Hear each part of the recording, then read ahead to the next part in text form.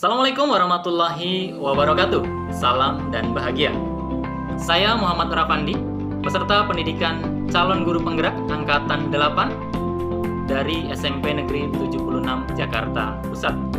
Pada kesempatan kali ini, saya akan menyampaikan pernyataan sebagai penutup pembelajaran dalam modul 1.1.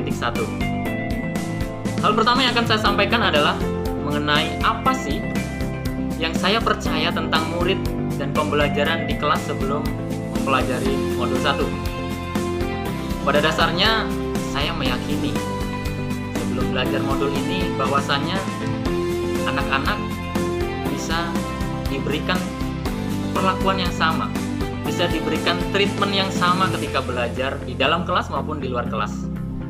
Tetapi ternyata setelah saya mempelajari modul ini, saya mengetahui bahwa ternyata anak-anak diciptakan dengan kodrat yang berbeda-beda. Mereka punya kodrat alamnya masing-masing, mereka tumbuh dalam kodrat zamannya masing-masing, sehingga ketika saya menangani anak-anak, saya belajar bersama anak-anak, saya juga harus menyesuaikan kodrat alam mereka. Mereka ada yang memiliki kemampuan lebih dalam bidang tertentu sementara lemah di bidang lainnya. Tapi ada juga yang punya kecenderungan kuat dalam satu sisi sementara lemah dalam sisi yang lain.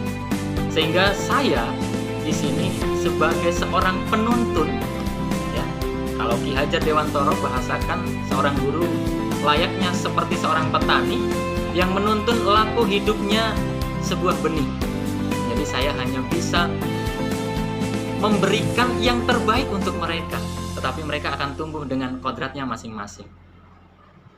Saya hanya bisa mengusir hama yang datang, saya hanya bisa memberikan pupuk terbaik untuk tumbuh kembang mereka. Saya memberikan segala sesuatunya yang terbaik untuk mereka sesuai dengan apa yang mereka butuhkan, tetapi pada dasarnya mereka punya kodratnya masing-masing. Juga pada zaman yang mereka sedang hadapi saat ini, kita juga harus menyesuaikan apa sih yang dibutuhkan anak-anak pada zaman yang mereka hadapi saat ini, dan sebagai bekal untuk apa yang akan dihadapinya pada masa mendatang. Itu yang bisa kita lakukan ya, sebagai seorang penuntun, ya.